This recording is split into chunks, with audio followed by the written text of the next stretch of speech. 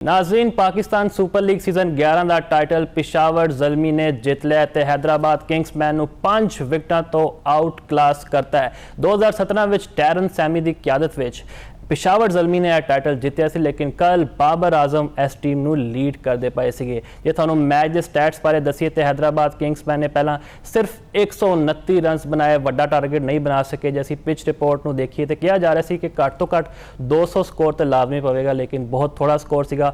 मानस लबुशन 20 ते मास सदाकत सिर्फ 11 रनस बनाकर आउट हुए ने। बाद चों साइम अयूब ने 54 रनस की थोड़ी बहुत इंटेंट दिखाई है, लेकिन फिर भी इन्हां दा स्कोर लिमिटेड रहा। तो जिमें फिर बॉलिंग की आरुण हार्डी ने जी जबरदस्त अंदाज नाल 4 विकटां क्रूशल विकटां अपने नाक की हैं। नाहिद राना 2 ते सुफियान मुकीम 1 विकेट अपने नाक कर सके। तो नाल असीं पिशावर ज़ल्मी के बैटर्स के बारे दसीए। टॉप जिहड़ा उन्हां दा एक बैटिंग लाइन सी वो फ्लॉप हुई है। मोहम्मद हारिस 6 रन से, बाबर आजम बगैर खाता खोले आउट हो गए हैं, लेकिन उस तो बाद फिर आरुण हार्डी जैसी गल करिए 56 रनस उन्होंने बनाए, 9 जबरदस्त चौके, छक्का कोई नहीं लाया लेकिन जिम्मेदारी वाली इनिंग्स उन्होंने खेडी है। तो फिर अब्दुल समद 48 रनस उत्ते नॉट आउट रहे थे, उन्होंने 4 जबरदस्त छक्के लाए। तो यह मैच पिशावर ज़ल्मी ने बासानी जित लिया। तो वड्डी खबर है कि जी बाबर आजम ने प्रेस कॉन्फ्रेंस में कल कहता कि मैं तीनों फॉर्मेट्स वास्ते अवेलेबल है, मेरी जी इंटेंट है वो सब नूं हुण नज़र आ चुकी है। स्टूडियो में साडे नाल मौजूद ने जाफिर हुसैन साहब, मियाँ असगर सलीमी ते मुहम्मद यासिर साहब। तीनों नूं असीं वेलकम कहते हैं जी। मियाँ असगर सलीमी साहब, तुहाडे कोलों स्टार्ट करते हैं जी। बड़ी शानदार फतह, इहनूं असीं वन साइडेड मैच भी नहीं कह सकते, क्योंकि जिस अंदाज नाल हैदराबाद किंग्समैन ने बॉलिंग की है, 4 विकटां लै लियां सीगियां 40 रन से। फिर जिस तरह आरुण हार्डी ने अपना बल्ला चलाया, अब्दुल समद ने उन्होंने साथ निभाया, तो टाइटल पिशावर ने जित लिया। की कहोगे? अज कल सब तो वड्डी ते गल यही है कि जिस तरीके नाल पूरा अगर पाकिस्तान सुपर लीग का असीं मुआवजा करिए, इंतजामात देखिए, मुकाबले देखिए, Pakistan cricket board, Pakistan super league इंतजामिया और हुकूमती जिहड़े इदारे गए ने मुबारकबाद दे मुस्तक गए ने।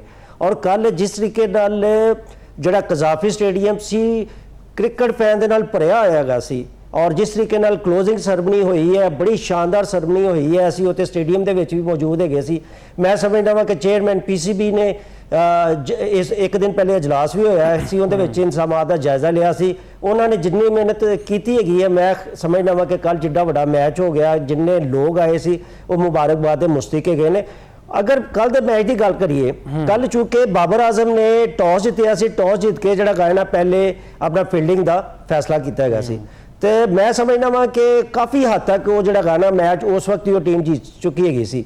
लेकिन चूंकि हैदराबाद जिहड़ी किंग्समैन है सी ये जितते आ रहे सी और बड़ी शानदार जिहड़े गए ने तरीके नाल चल रहे सी। उस्मान खान बड़ा भरपूर इदम दे विच नज़र आ रहा सी, होर प्लेयर भी लबोशीन की अगर गल करिए भरपूर फॉर्म दे विच है सी। अच्छा, लेकिन कल जिहड़े गए ने ना, जिस तरीके नाल तुसीं भी जिक्र किया, टॉप ऑर्डर जिहड़े उन्हां दे बैट्समैन ने अच्छा परफॉर्म नहीं कर सके। मेरा ख्याल है कि हैदराबाद किंग्समैन ने कल समझ लिया सी कि कल 2020 मैच नहीं है, कल असीं 10-10 मैच खेलने पेगे। तुसीं ना देख लो ना, स्ट्राइक रेट बहुत जबरदस्त आ रहा है सी, लेकिन विकटां इंज डिगदियां पईयां सी कि बस जिहड़ा गाय ना शायद वो मेरा ख्याल है कि किसी नाल अपना वादा करके आए सी पवेलियन दे विच कि बस तुसीं इत्थे जरा ठहरो, चाह शाह पीओ, तो असीं जिहड़ा गाना जरा हत्थ ला के आ रहे हैं। वो भाई फाइनल मैच है, हर प्लेयर नूं जिहड़ा गाना जिम्मेदारी का एहसास करना चाहिए। कल मोस्ट फेवरेट टीम भी हैदराबाद ही सी, जिहड़े शायकीन वैसे पूछिए, बेशक येलो शर्टां सानूं नज़र आईयां, लेकिन हैदराबाद तो बड़ी आवाम सपोर्ट करन आई सी अपनी टीम को। हाँ, तो बिल्कुल जिहड़ा गाना अगर तुसीं एलिमिनेटर 2 मैच देखिए, मेरा ख्याल है कि जिस तरीके नाल उन्होंने फील्डिंग की है, जिस तरीके नाल बैटिंग हुई सी, जिस तरीके नाल बॉलिंग हुई सी, हुण एन शाह आखिरी ओवर दे विच 6 रन से मेरा ख्याल है कि एक बॉल की मार होंदी है। लेकिन जिहड़ा नैन शाह ने 2 उनकी बॉलिंग की वजह नाल हैदराबाद बड़ा जबरदस्त शानदार तरीके नाल मैच जित गया। और उनके बाद तुहानूं पता है हसान खान ने जिहड़ा एक नामुमकिन जिहा छक्का है उन्होंने रोकिया। मेरा ख्याल है कि बैटिंग बड़ी जबरदस्त हुई सी, हर हवाले दे नाल आउट क्लास किया। उनके बाद जिहड़े गए ना, जिन्ने भी क्रिकेट फैन है ना, उन्होंने उम्मीदां वध गई सी कि बई अज जिहड़ा गा ना जिस तरीके नाल वो मोमेंटम दे नाल और भरपूर रिदम दे नाल चलती पई है और खेलती पई है हैदराबाद टीम, अज पिशावर ज़ल्मी ने भी आउट क्लास कर देगी। लेकिन मेरा ख्याल है कि शायद कोई प्लानिंग की थोड़ी जी कमी रह गई है, ठीक है, उनकी वजह से नाल जिहड़ा गा ना जल्दबाजी दे विच विकटां डिग पईयां ने। साइम अयूब पूरे टूर्नामेंट के दौरान तुहानूं पता है असीं उन्हां दे तनकीद भी बहुत ज़्यादा की है कि बई 12 करोड़ 60 लाख का प्लेयर कर की रहेगा, ना इनके को बॉलिंग हो रही है ना इनके को बैटिंग हो रही है, लेकिन कल अगर साइम अयूब 54 स्कोर ना कर दे तो मेरा ख्याल है कि 100 स्कोर करना भी ਜਿਹੜਾ ਗਾਣਾ हैदराबाद वास्ते बड़ा मुश्किल हो जाना है, बड़ा मुश्किल हो जाना ਸੀਗਾ। ਮੀਆਂ ਸਾਹਿਬ ਤੁਹਾਡੇ ਵੱਲ ਆਵਾਂਗਾ। ਜਰਾ ਜਾਫਰ ਸਾਹਿਬ ਤੁਸੀਂ ਇਹ ਦੱਸੋ हैदराबाद ਕਿੰਗਸਮੈਨ ਦੀ ਸ਼ਿਕਸਤ ਦੀ ਅਸਲ ਵਜ੍ਹਾ ਕੀ ਹੈ, ਤੇ ਦੂਜੇ ਪਾਸੇ ਅਸੀਂ ਗੱਲ ਕਰੀਏ ਬਾਬਰ ਆਜ਼ਮ ਉੱਤੇ ਤਨਕੀਦ ਹੁੰਦੀ ਸਨ ਕਿ ਜਿਨ੍ਹਾਂ ਨੇ ਅਲੀ ਰਜ਼ਾ ਨੂੰ ਬਾਹਰ ਬਿਠਾਤਾ ਤੇ ਹਾਰਡੀ ਨੂੰ ਮੌਕਾ ਦਿੱਤਾ, ਲੇਕਿਨ ਕੱਲ ਕੋਈ ਕੈਪਟਨਸੀ ਵਿੱਚ ਕੋਈ ਕਮੀਆਂ ਕੋਤਾਹੀਆਂ ਸਾਨੂੰ ਨਜ਼ਰ ਨਹੀਂ ਆਈਆਂ। ਬੇਸ਼ੱਕ ਬਾਬਰ ਆਜ਼ਮ ਕੱਲ ਪਰਫਾਰਮ ਨਹੀਂ ਕਰ ਸਕੇ, 0 ਤੇ ਆਊਟ ਹੋਏ ਨੇ, ਕੀ ਕਹੋਗੇ? ਜੀ ਸਭ ਤੋਂ ਪਹਿਲੇ ਤੇ ਜਿਹੜਾ ਕ੍ਰੈਡਿਟ ਹੈ ਉਹ ਫਾਈਨਲ ਖੇਡਣ ਦਾ हैदराबाद ਕਿੰਗਸਮੈਨ ਨੂੰ ਦੇਣਾ ਪਵੇਗਾ। ਉਹ ਇਸ ਐਡੀਸ਼ਨ ਦੀ ਪਹਿਲੀ ਟੀਮ ਸੀ, ਪਹਿਲੀ ਫਰੈਂਚਾਈਜ਼ ਸੀ ਜਿਹੜੀ ਬਿਲਕੁਲ ਹਰ ਤਰੀਕੇ ਨਾਲ ਨਵੀਂ ਸੀ। ਨੋ ਡਾਊਟ ਪਿੰਡੀਜ਼ ਤੇ ਮੁਲਤਾਨ ਸੁਲਤਾਨ ਵੀ ਨਵੀਆਂ ਫਰੈਂਚਾਈਜ਼ਾਂ ਸਨ, ਲੇਕਿਨ ਕਿਉਂਕਿ ਪਿੰਡੀ ਹੈ ਜਿਹੜਾ ਉਹ ਮੁਲਤਾਨ ਸੁਲਤਾਨ ਵਾਲੀ ਹੀ ਫਰੈਂਚਾਈਜ਼ ਪਿੰਡੀ ਦੇ ਨਾਂ ਤੋਂ ਆ ਰਹੀ ਸੀ ਤੇ ਉਸ ਹਵਾਲੇ ਨਾਲ ਇਸ ਹਵਾਲੇ ਨਾਲ ਪੁਰਾਣੀ ਸੀ, ਲੇਕਿਨ ਜਿਹੜੀ ਦੂਜੀ ਫਰੈਂਚਾਈਜ਼ ਸੀ ਕਿਨੂੰ ਮੁਲਤਾਨ ਸੁਲਤਾਨ ਉਹ ਸਿਆਲਕੋਟ ਦੇ ਨਾਂ ਨੂੰ ਤਬਦੀਲ ਕਰਕੇ ਆ ਰਹੇ ਸਨ, ਲੇਕਿਨ ਨਾਂ ਉਹਨਾਂ ਦਾ ਪੁਰਾਣਾ ਸੀ।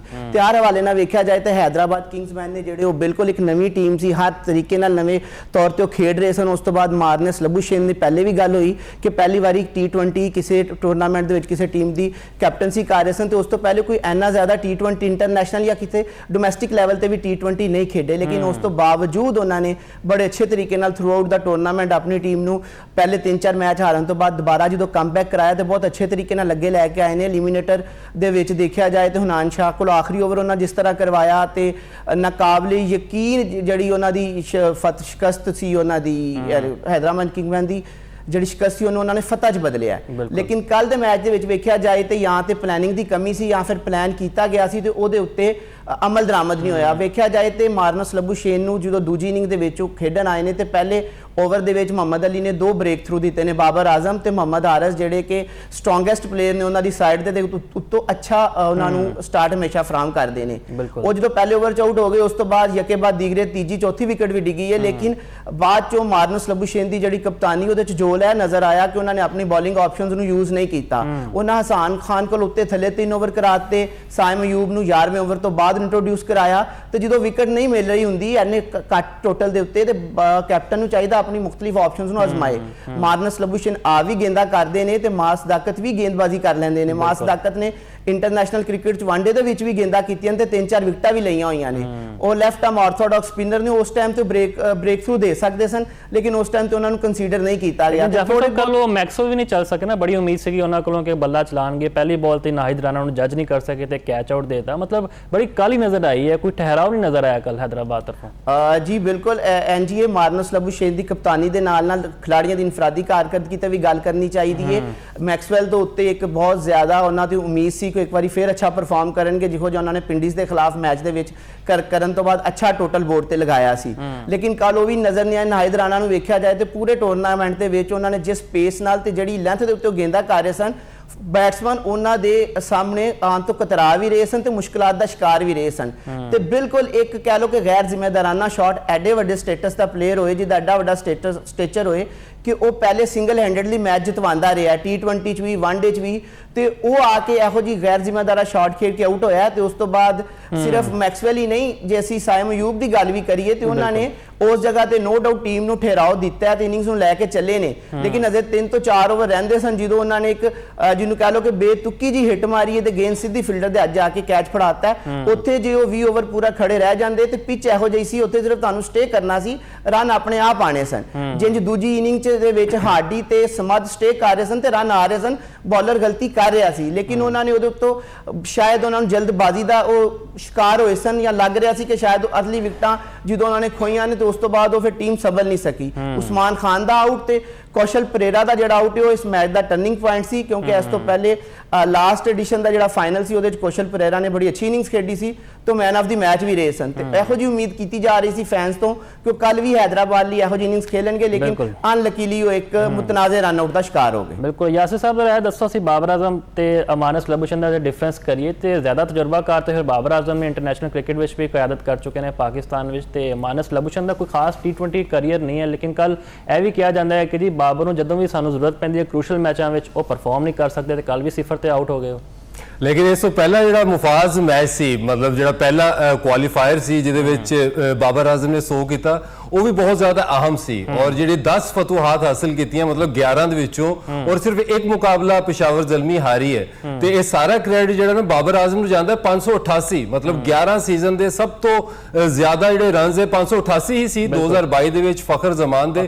ਉਹ ਰਿਕਾਰਡ ਬਰਾਬਰ ਕੀਤਾ। ਅਗਰ 골ਡਨ ਡਕ ਨਾ ਲੈਂਦੇ, ਇੱਕ ਰਨ ਵੀ ਕਰ ਲੈਂਦੇ, ਲੇਕਿਨ ਅਗਰ ਇੱਕ ਰਨ ਕਰ ਲੈਂਦੇ, ਉਹਨਾਂ ਦੀ ਟੀਮ ਹਾਰ ਜਾਂਦੀ ਤੇ ਫਿਰ ਉਹਦਾ ਵੀ ਫਾਇਦਾ ਜਿਹੜਾ ਨਾ ਹੁੰਦਾ। ਤੇ ਬਾਬਰ ਆਜ਼ਮ ਨੂੰ ਪੂਰਾ ਕ੍ਰੈਡਿਟ ਚਾਹੀਦਾ। ਔਰ ਬਾਬਰ ਆਜ਼ਮ ਨੂੰ ਜਿਸ ਤਰ੍ਹਾਂ ਉਹਨੇ ਫਿਨਿਸ਼ ਕੀਤਾ ਹੈ, ਮਤਲਬ ਜਿਹੜੀ ਲਾਸਟ ਉਹਦੀ ਸੈਂਚਰੀ ਸੀ, ਔਰ ਸੈਂਚਰੀ ਨੂੰ ਬਣਾਉਂਦੇ ਵਕਤ ਜਿਸ ਤਰ੍ਹਾਂ ਉਹਨਾਂ ਨੇ ਛੱਕਾ ਲਗਾ ਕੇ ਸਕੋਰ ਕੀਤਾ, ਮਤਲਬ 100 ਸਕੋਰ ਕੀਤਾ, ਉਹ ਤੋਂ ਜਿਹੜਾ ਬਾਬਰ ਆਜ਼ਮ ਮੈਨੂੰ ਜਿਹੜਾ ਲੱਗਦਾ ਸੀ ਕਿ 2023 ਦੇ ਵਿੱਚ ਬਾਬਰ ਆਜ਼ਮ ਦੀ ਜਿਹੜੀ ਫਾਰਮ ਸੀ ਜਾਂ ਉਹਦੀ ਜਿਹੜੀ ਟੈਕਨੀਕ ਸੀ, ਮਤਲਬ ਕਿ ਉਹ ਪਹਿਲਾਂ ਬਾਲ ਨੂੰ ਲੇਟ ਖੇਲਦੇ ਸੀ, ਫਿਰ ਉਹ ਬਾਲ ਦੇ ਉੱਤੇ ਅਰਲੀ ਆਉਣ ਲੱਗੇ, ਮਤਲਬ ਜ਼ੋਰ ਕੇ ਜਿਸ ਤਰ੍ਹਾਂ ਉਹ ਹਿੱਟ ਮਾਰਨਾ ਸ਼ੁਰੂ ਕੀਤੀ ਉਹਨਾਂ ਨੇ, ਤੇ ਉਸ ਚੀਜ਼ ਦੇ ਉੱਤੇ ਉਹਨਾਂ ਨੇ ਕਾਬੂ ਪਾਇਆ ਆਪਣੀ ਸਪੇਸ ਦੇ ਵਿੱਚ, ਉਹ ਵਾਪਸ ਚਲੇ ਗਏ। ਜਿਹੜਾ ਪਾਕਿਸਤਾਨ ਨੂੰ ਜਿਹੜਾ ਨਾ ਕਾਫੀ ਜ਼ਿਆਦਾ ਫਾਇਦਾ ਹੋ ਸਕਦਾ ਹੈ, ਜਿਹੜਾ ਬੰਗਲਾਦੇਸ਼ ਦੇ ਵਿੱਚ ਟੈਸਟ ਸੀਰੀਜ਼ ਹੈ, ਉੱਥੇ ਅਗਰ ਇੱਕ ਵੀ ਵਾਰੀ ਬਾਬਰ ਆਜ਼ਮ ਲਗਾ ਜਾਂਦੇ ਨੇ ਦੁਬਾਰਾ, ਮਤਲਬ ਕੋਈ ਵੱਡੀ 100, 150, ਪੌਣੇ 200 ਦੀ ਵਾਰੀ ਲਾ ਜਾਂਦੇ, ਤੇ ਫਿਰ ਅਸੀਂ ਇਹ ਕਹਿ ਸਕਦੇ ਕਿ ਬਾਬਰ ਆਜ਼ਮ ਜਿਹੜਾ ਨਾ ਵਾਪਸ ਆਪਣੀ ਅਸਲੀ ਹਾਲਤ ਦੇ ਵਿੱਚ, ਮਤਲਬ ਕਿ ਟੈਕਨੀਕ ਵਾਈਜ਼, ਟੈਂਪਰਾਮੈਂਟ ਵਾਈਜ਼ ਉਹ ਵਾਪਸ ਆ ਗਏ ਨੇ। ਬਾਕੀ ਜਿਹੜੀ ਲਬੂਸ਼ੇਨ ਦੀ ਤੁਸੀਂ ਗੱਲ ਕੀਤੀ,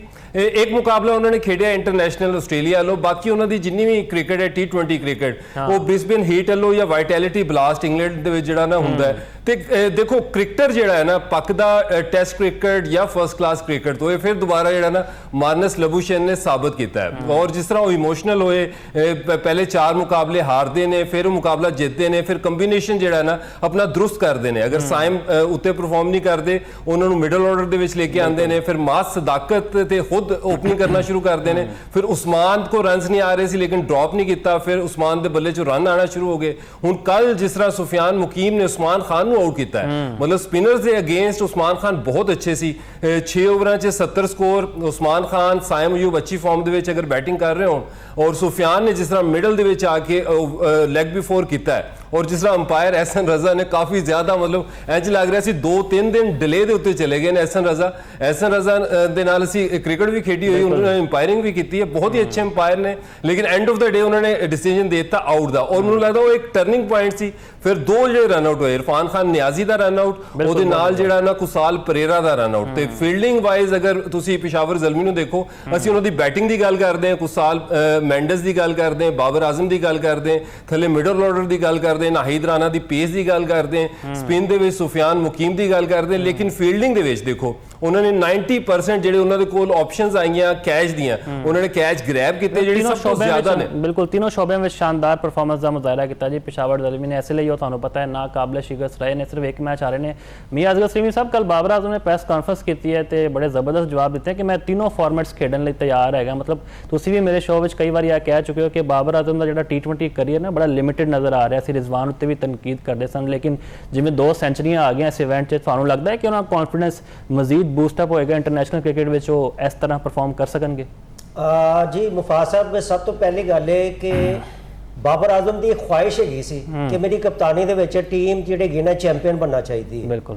ਔਰ ਅੱਲਾਹ ਤਾਲਾ ਨੇ ਉਹਨਾਂ ਦੀ ਖੁਆਇਸ਼ ਪੂਰੀ ਵੀ ਕੀਤੀ ਹੈ, ਉਹਨਾਂ ਨੇ ਭਰਪੂਰ ਮਿਹਨਤ ਵੀ ਕੀਤੀ ਹੈ, ਨਾ ਸਿਰਫ ਖੁਦ ਅੱਛਾ ਖੇਲੇ ਨੇ ਬਲਕਿ ਪੂਰੀ ਟੀਮ ਨੂੰ ਵੀ ਸਹੀ ਤਰੀਕੇ ਨਾਲ ਲੜਵਾਇਆ ਹੈਗਾ। ਤੇ ਮੇਰਾ ਖਿਆਲ ਹੈ ਕਿ ਅੱਲਾਹ ਤਾਲਾ ਨੇ ਉਹਨਾਂ ਨੂੰ ਪਿਸ਼ਾਵਰ ਜ਼ਲਮੀ ਨੂੰ ਚੈਂਪੀਅਨ ਬਣਵਾ ਕੇ ਬਹੁਤ ਜ਼ਿਆਦਾ ਇੱਜ਼ਤ ਦਿੱਤੀ ਹੈਗੀ ਹੈ।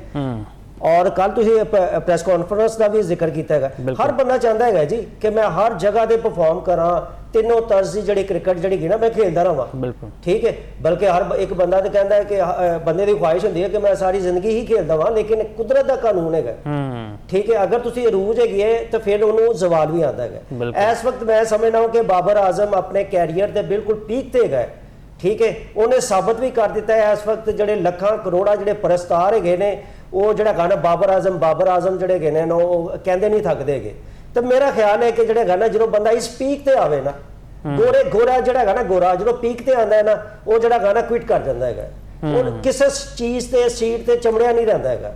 ਤਾਂ ਮੇਰਾ ਖਿਆਲ ਹੈ ਕਿ ਬਾਬਰ ਆਜ਼ਮ ਵਾਸਤੇ ਜਿਹੜਾ ਬੈਸਟ ਆਪਸ਼ਨ ਹੈਗੀ ਹੈ T20 ਜਿਹੜੀ ਹੈਗੀ ਨਾ, ਇਹਨੂੰ ਖੈਰਬਾਦ ਕਹਿ ਦੇਣਾ ਚਾਹੀਦਾ ਔਰ ਇਹਨਾਂ ਨੂੰ ਇੱਕ ਜ਼ੇਨ ਨਸ਼ੀਨ ਕਰ ਲੈਣੀ ਚਾਹੀਦੀ ਹੈ। ਕਿ ਲੀਗ ਮੈਚਾਂ ਦੇ ਵਿੱਚ ਔਰ ਇੰਟਰਨੈਸ਼ਨਲ ਕ੍ਰਿਕਟ ਦੇ ਵਿੱਚ ਜ਼ਮੀਨ ਅਸਮਾਨ ਦਾ ਫਰਕ ਹੈਗਾ ਹੈ। ਬਿਲਕੁਲ। ਔਰ ਜਿਹੜੀ ਬਾਬਰ ਆਜ਼ਮ ਦੀ ਜਿੰਨੀ ਵੀ ਬੈਟਿੰਗ ਟੈਕਨੀਕਸ ਹੈਗੀ ਆ, ਦੁਨੀਆ ਦੀ ਜਿਹੜੀਆਂ ਦੂਸਰੀਆਂ ਟੀਮਾਂ ਹੈਗੀਆਂ ਨੇ ਉਹ ਫੜ ਚੁੱਕੀਆਂ ਹੈਗੀਆਂ ਨੇ।